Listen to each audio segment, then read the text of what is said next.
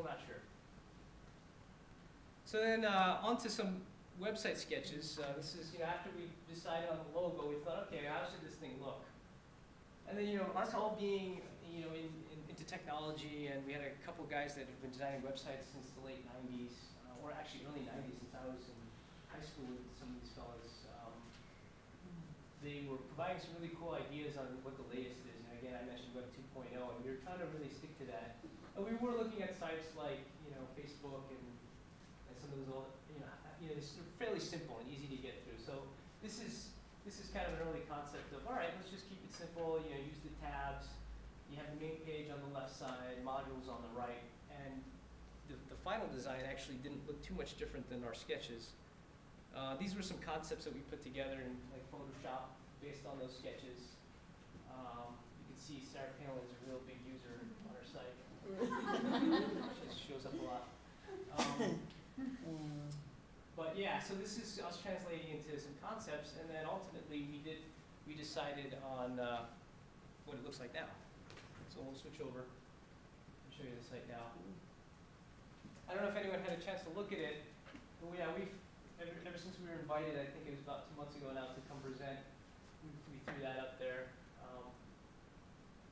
We were really excited to do it, so we're going to leave that up there for a bit. And then we also posted the announcement of our presentation to Facebook and telling people to sign up to the conference. So stepping through this, as you can see, we have a menu up at top, some of the basic stuff that you could go through. Right now, we're not logged in, right, Hiro? So this is what someone would see coming to the site for the first time as a guest. So this is the view they have. So they can come in and say, all right, cool, what is this thing, what can I do on this site before I sign up? So there's a featured book that changes every time you refresh the page, typos we spotted, and actually you can click on that as a guest to see. So it looks like there's 20 typos in that edition of Dune. Yeah. Okay, so this was submitted, this was like over a year ago already. And as you can see, the way it works is we have the page number, and now we have the actual text written once, showing where it is, sort of like track changes or markup in Word in green and red. What we initially had was we showed the original sentence and the typo in the next field below it to have the user figure out, okay, where's the typo? But it was a little cumbersome, so we felt like, why not just show them straight up by making it automated? And then, they'll provide comments as to what it is. And I think this one spoke to our lack of functionality in rich text, so I mean, a good one to show. But yeah, so as you can see, you can vote on it. When you sign up, you can do it. You can vote up or vote down, but we'll show you that once we log in. So you could step out of that. And here's our community. We're linked into Facebook, so we can see the users that are also fans of our Facebook page. And then they'll also show up here, but these pictures are actually from our site. And again, this is early on when we were trying to be clever about it all. We called these people the Type Posse.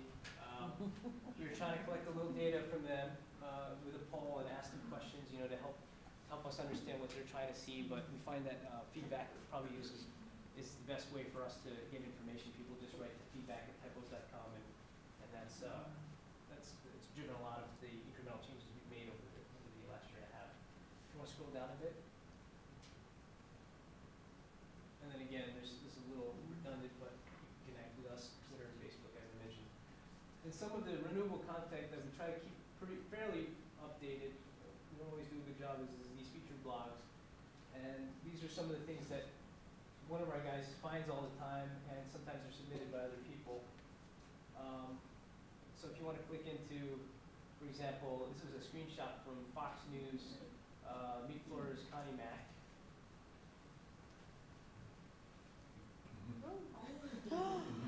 Yeah, so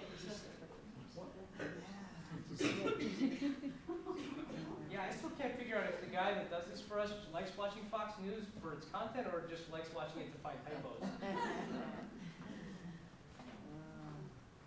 So that's just one example, and then I think the next one is actually kind of funny here if you want to show that's pretty bad. I think that's detrimental to learning, honestly, if a kid was watching this. geography lesson here. Just look where each of this. That's pretty bad. That's just horrible. Yeah. Yeah. She's a teacher, actually. Oh, yeah, she just has expressed her comments there.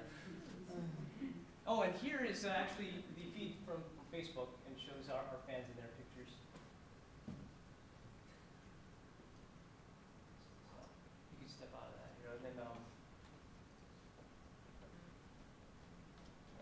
so if you could sign in real quick. So he'll just sign into my account, and I can show you the view of a guest or someone that first comes to the site, and the view of someone that registers, and kind of the enhanced features that it's offers them. Okay, so what changes is pretty much the top section. So you get like this newsfeed type view.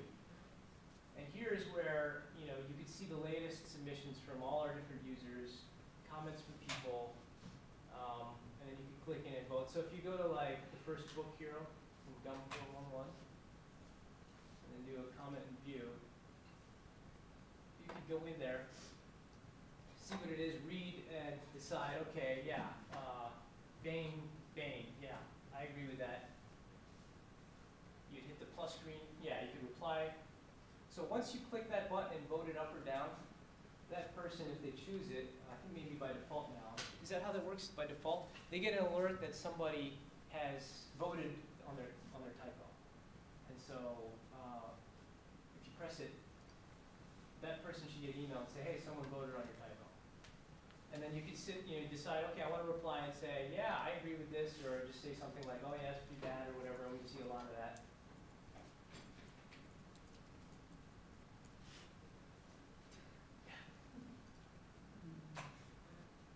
Or, yeah, thank you, I actually didn't know the difference. Okay, so backing out of that, if you click on, yes, the logo, it just takes you back to the home page, and then it posts, and then that's sort of the latest activity. The other thing is your friends. You can click on the friends. Oh, actually, start with the inbox, so I'll send you a message here. So you go to the inbox, and this is some of the, email, sort of the messaging aspect of the site. So if you want, you can create a new message, compose a new message, and then I'm friends with Hiro, so if you start typing it, it should populate it. There we go.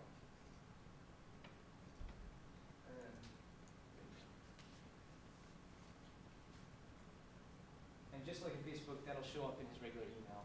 And you can come back, read it there, or check it out on the site. So that's fairly straightforward. And then there's the friends feature. Again, you could look at all your friends, send a friend request. Look at if you have new requests. I sent a bunch of requests out. People haven't accepted them, so maybe they don't want to be my friend. And then discover more friends on typos. It's a pretty good search tool if you don't remember how they're named. Go ahead, sir. Sorry, the validation process. Yes. Do you have a second level of validation where the person is saying that they actually have a copy of this publication as well, if it's not one that's on? That's a good question. I don't think we have any. I can't recall off the top of my head if we had any confirmation or validation in that way, where someone said, "Yeah, I have that same exact book with that matching ISBN with those errors." No, we haven't had that yet.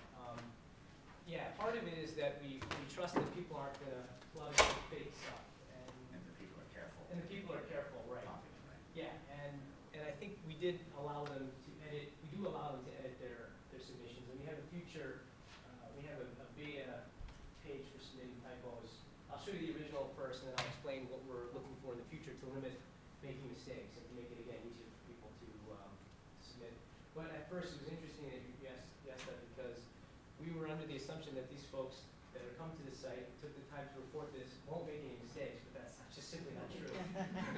They do make mistakes. We've had it where they couldn't edit it early on, and they came back and said, "Hey, I put a typo in my typo submission, so can you please erase it?" Or so we were doing a lot of manual stuff, and they said, "You know what?